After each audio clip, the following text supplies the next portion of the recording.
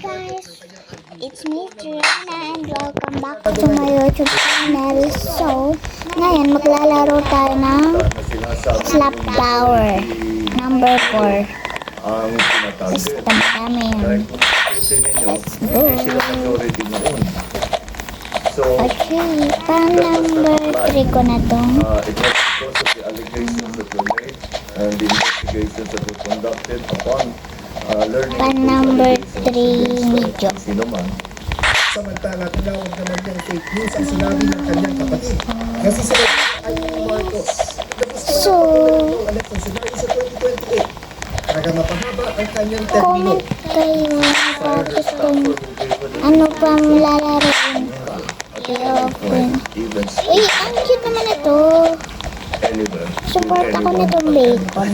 Fake news is Thank you.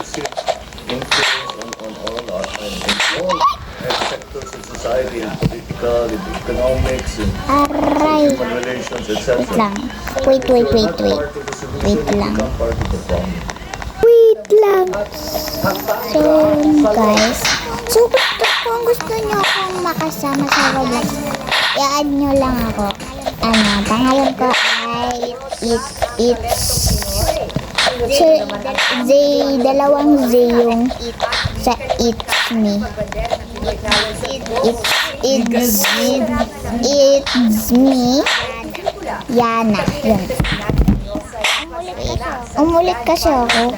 So lumipat ako ng tower kasi ang daming nang-tutroll doon. Yung ko naman mag-tutroll doon. Kasi, tingnan nyo to. May tinatago ka. Di ba sa'yo lagi I-re-report. may graduate mo sa MBA, sa patid mo, pinagsususpectan mo ba ako? Pero slap tower naman to eh. Or troll tower, pero troll tower na. Pero ang magkakagalit ang sila. Diba? Troll tower eh. Wala lang.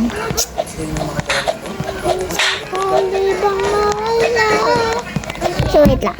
Iaabutin ko lang tong sa taas. Guys! Hindi palugad na to. Inalo na para sa okay. Pero tingnan nyo. Itong mga nantotroll na to. Itutroll ko din yun. Para panawagan ang justisya. Tumanggap ng pera galing sa kalaban. Ang sakit nun na pinagpalit nila sa katiting na pera. Diba? Kung makakasigaw lang ang kanilang pangharap. Sino man to? Diba? Kapuli sila. Report ko to. Joke lang. Ano ba pangalan niya? Naiinis ako din. Si Marge. Una nga, ano lang. Mainit ang panahon pero sa social media, Ayun, si Marge. Si Marge. Tapusin ko nito kaya itong vlog na ito. Ang galit talaga ng vlog na ito. Wala kayo dyan. Yan naman tayo. Emergency room ang Ay, sobrang inis ako sa'yo.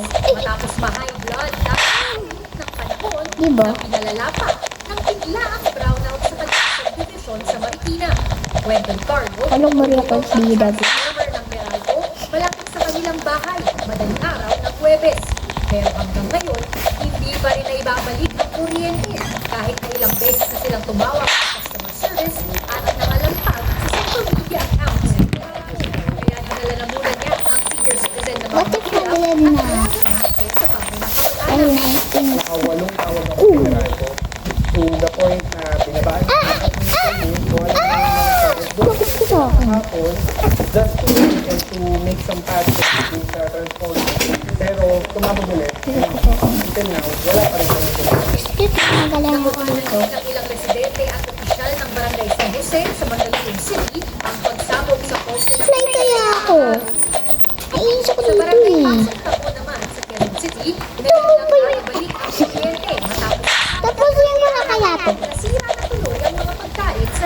Bye. Si April, bukod sa Ang gulo ng vlog. Wala na. ang kanyang trabaho, Wala